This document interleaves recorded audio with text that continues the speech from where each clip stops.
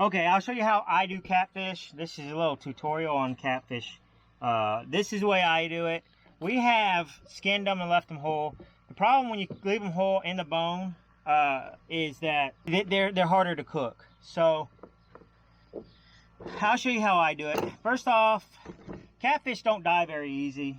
Crappies die in cold water pretty fast. Crappies, it don't take much for them to die, but these catfish, they'll just live on and on and on. So sometimes we'll leave them in the live well overnight, let them clean out, and that's a good thing. That helps. Otherwise, we stun them when we skin them to be a little bit more humane. So I'm gonna stun it with a mallet. We'll probably edit that out just so it don't freak out anybody. So I'm going to take the mallet, I'll stun this one, it won't feel pain, it'll be essentially dead, and then we are going to show you how to skin it. So we've stunned this catfish here. You know, 1 good blow, 5 medium blows, whatever you got.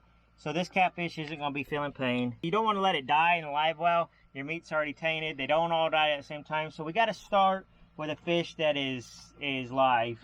And so we've dispatched it. The way I do it, here's a rundown of what I'm going to do. I'm going to skin it with these skinning pliers.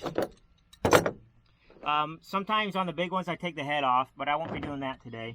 So skinning pliers and a good fillet knife, and we will. What I'm going to do is I'm going to score the skin where I want to pull it. So really, I'm going to come from here, and I'm going to come down right here, and then I'm going to go down this, the bottom of the rib cage, go from this down to where the anus is. Okay, so you know the anus here, the bottom, there's 2 holes there, 1, 2. You want to be behind it. So from that point up is going to be intestines and organs. So you aim to right behind here, which is going to be at the front of this fin. Okay, and that's what we're going to do. We're going to score our lines to where when we pull the skin, it comes off at the right point. So that's what I'll do right here. And I come behind this one. It doesn't have to be perfectly sliced, and you don't want to cut down into the meat too much, or then the meat wants to come with you. So I just like to make a point up there where it's a start, and then down here underneath the rib cage, right above them fins, to the point of this one, and then come over here, right there. You can come up here, make a point. You better be careful with a knife. I'm pretty good with a knife, but I'm going to tell you, you better be careful with a knife. So that has our skin scored basically all the way up front. Instead of just going around the head, I've just been particular where I go. Grab this point right up here where it's easy to grab and give it a couple quick jerks and get it started. Then when you get your good, then you go and you start peeling that back. Now, sometimes this fat likes to come with this part. This yellow fat is where your fishy taste is going to come, so I don't worry about losing some fat up here. Then I come right here, and I start this side, get it pulled back, and then I just work it, and work it. If the skin rips, you can always go back and finish it up. If it starts pulling too much skin or meat, you might want to address that. But most of the time, peels it off like a glove. Okay, make sure your cutting board's pretty clean. And this is just the skin right there. So we skinned, essentially we just skinned our fillets. Then I come right here. Now, again, you have to realize that from here back is going to be all nothing but meat. So you can go from the anus up to the back of this fin up here on most fish.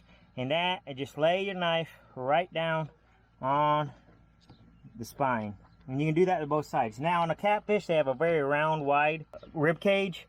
And so you just start working it down to the top of the ribs. And then you just work it off the ribs. Again, right here is some fishy tasting meat. So if you lose some of that yellowish meat there, that's actually a good thing. So I don't go in and try to get that yellowish meat.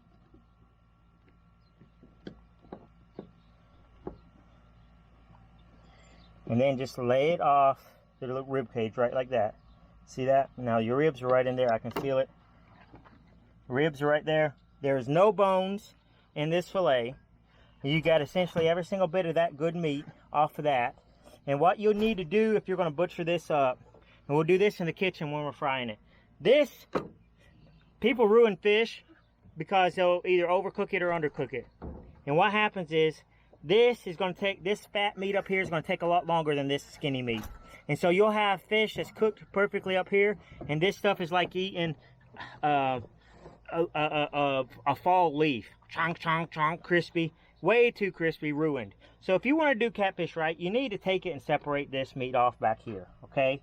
Right about where the anus was, you could basically just cut that off, boom, and then take that off. But right here, this thinner meat, that will cook consistent enough to cook, okay? So that, all your little tail ends need to be cooked at the same time.